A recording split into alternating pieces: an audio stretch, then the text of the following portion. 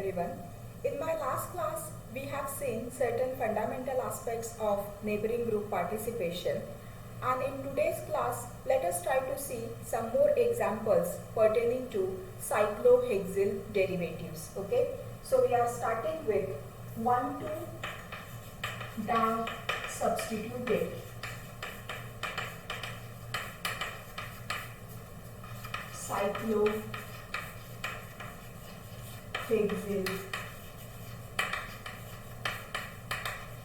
derivatives. Okay, so we have a system like this.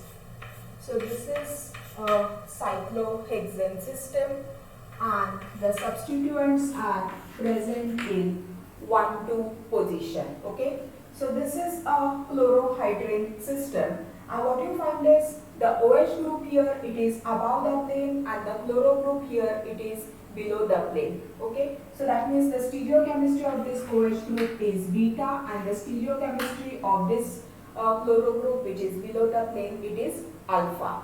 So when the stereochemistry is like this, it is known as trans isomer, and the common name of this particular system, it is known as chlorohydrin, when chloro group and hydroxy group are located adjacently with respect to each other. Now if you try to imagine this particular reaction, if you try to treat it with a base, when you try to treat it with a base such as sodium hydroxide, which is a strong base, what it tries to do is it first tries to abstract the acidic proton. So when it abstracts the acidic proton, you get the formation of O minus, and now what you find in this particular group is one group is going above the plane and one group it is going below the plane. Okay, so this particular orientation, it is known as trans. But now both these groups, they are axially present with respect to each other. So when such an orientation it is present, it is known as trans-diaxial relationship. So this is trans-diaxial relationship, and both the groups are also known as anti with respect to each other. Now what you find is the negative charge resides onto oxygen. It knocks off the chloro group, leading to the facile formation of an epoxide. Now this particular epoxide, it is formed above the plane. So this is known as beta epoxide. Now let us try to look at one more example. So we have a structure like this, the OH group, and you are having the chloro group. Now compared to this particular substrate, okay, now what you find is the OH group here, it is also present above the plane. The chloro group here, it is also present above the plane. Now when such an orientation is present, so here it is beta and beta. So when both the groups are present above the plane, so such isomer, it is known as cis. Okay. Now if you try to look at the similar reaction, when you try to treat it with sodium hydroxide, what you find is no reaction is observed. Okay, so what you can conclude from these two examples is the neighboring group participation occurs only when the groups are oriented in trans-diaxial fashion, or when they are anti with respect to each other. So which is purely understandable in case of trans isomer of chlorohydrin. Okay, I hope that this particular thing, it is clear to you. Okay, so study these examples well. Then we try to see two more examples comprising of cyclohexyl system. So again it is 1,2 system.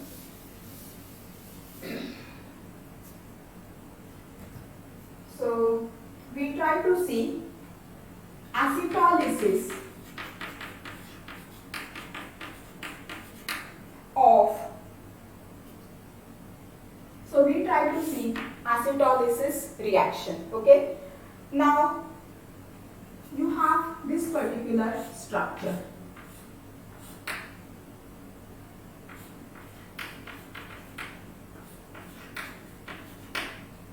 Now let us first try to understand the orientation first. In the previous example, what we have studied is the neighboring group participation occurs only when the groups are anti or trans-diaxial with respect to each other. Now when you try to look at this particular, so the substrate is 2-acetoxy cyclohexyl tosylate. Now, what you find in this particular structure is, we need to understand whether the orientation is cis or trans first, and whether they obey what is known as anti-relationship. Now, if you look at this particular orientation of the groups, what you find is one group it is going above the plane and one group it is going below the plane. Okay. Now here one group is going above the plane and one group is going below the plane. So that means when the orientation is above the plane, below the plane, so that means it is alpha beta. So this clearly indicates that it is a trans isomer. But when you have that trans isomer, the other thing which you should try to look at is, are they obeying whether the groups are diaxial or whether are they anti with respect to each other. So what you have to do is, you have to do what is known as ring flipping. So what is ring flipping? So ring flipping occurs in such a way, equatorial substituents they become axial and vice versa. So when I try redrawing the structure, what I find is, here it is equatorial. So that means the tosyl group becomes axial over here, and acetoxy group it becomes equatorial. Acetoxy group it becomes axial over here. So that means you are having beta alpha. So let us try to see the orientation over here. Here this is beta, here this is also alpha. Now both the groups are trans and they are oriented in trans-diaxial fashion. Okay. So that means both the groups are anti with respect to each other. Now what you find in this particular case is, again the lone pair of electrons which are present. So that means this goes like this, and this helps in knocking off the tosyl group. So that means when it knocks off the tosyl group, what you try to get is,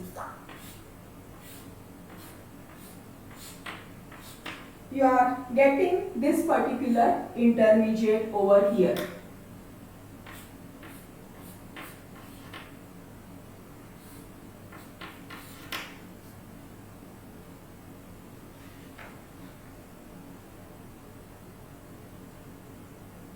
So this particular intermediate which is formed, it is known as acetoxonium ion. So this intermediate it is known as acetoxonium ion intermediate. Now when we are explaining acetylysis reaction it is that reaction which basically occurs in presence of acetic acid. So if you try to look at this particular intermediate, you can imagine the attack by acetic acid. So that means this goes like this and this undergoes ring opening. So when this undergoes ring opening, what you can see in this particular case is, you can redraw it of course. So this is the acetate group and this is the another acetate group which gets attached. Okay. So that means if you try to look here, so you can of course convert it into the planar structure. So that means One acetate group, it is coming above the plane. One acetate group, it is below the plane. So this explains the formation of trans diacetate. So let us try to understand it once again. So neighboring group participation in case of cyclohexyl derivatives, it occurs provided the groups are trans-diaxial or anti with respect to each other. So when they assume such type of orientation, the neighboring group offers knocking off the leaving group, leading to the formation of the intermediate, which is cyclic of course, which can further be attacked by the nucleophile, leading to the formation of species. Okay, so that means you have started with trans isomer and the product which you get, it is a trans diacetate. Now let us try to look for the cis isomer and then try to understand the observations further.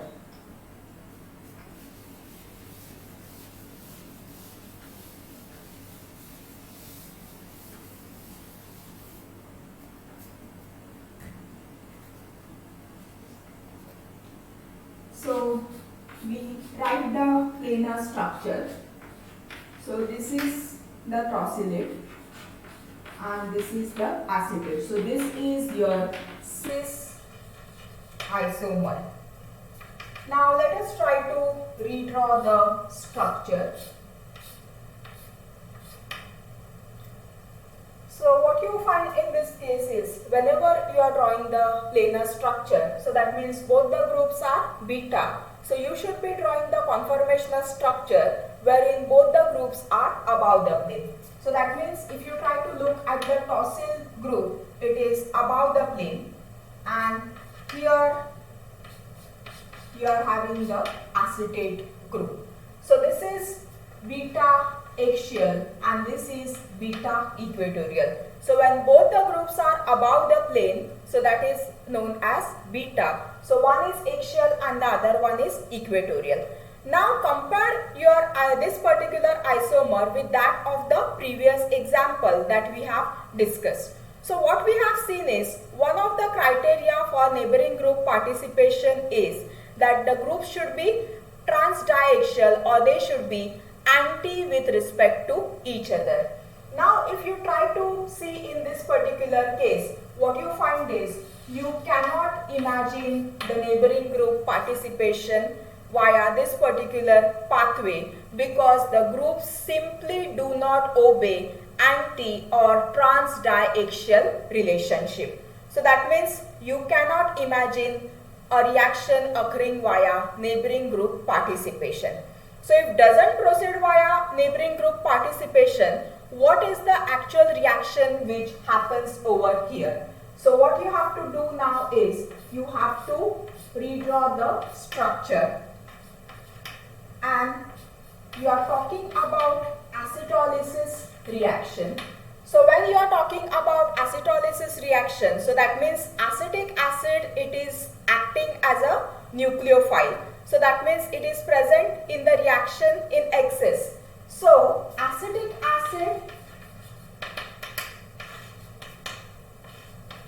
can displace of the tosyl group via SN2 reaction pathway. So one of the possibility is the reaction occurs via SN2 reaction pathway, because in this particular mechanism the acetic acid, it is attacking the carbon atom from the side opposite to that of the leaving group.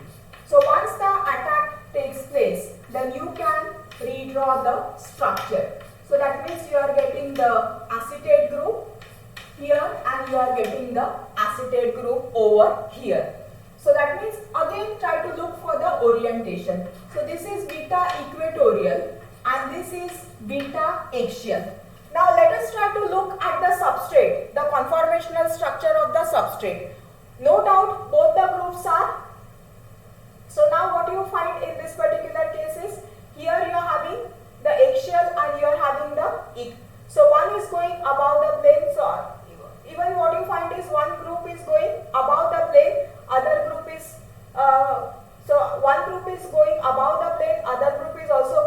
above the plane. But in this particular structure, what you find is one group is going above the plane and the other group is going below the plane. So this is beta equatorial and this is alpha equatorial. So when the situation is like this, beta alpha, it is known as trans. So when you try to redraw the structure in its planar form, what you find is you get the formation of trans diacetate. So that means you try to conclude the reactions in this way. So that means you can understand two different points. The first thing is out of the cis and trans isomers, okay, trans isomer reacts at a faster rate as compared to the cis isomer, and irrespective of the starting material used, what you can see in this particular case is cis isomer also leads to exclusive formation of trans diacetate. Under no circumstances you get the formation of cis isomer as the product. So what you have to, so when you put it in a nutshell, what you find in this case is, in case of trans isomer, that is trans diaxial or anti-orientation is possible, which facilitates the rapid rate of reaction. But in case of cis isomer, the system cannot attain the diaxial form, okay. So thus the reaction doesn't occur via neighboring group participation. So instead what happens is, the reaction which is exclusively observed in this case is SN2 reaction, which leads to the formation of trans diacetate, okay. I hope this video was extremely useful so as to understand some examples pertaining to cyclohexyl derivatives. Thank you, students.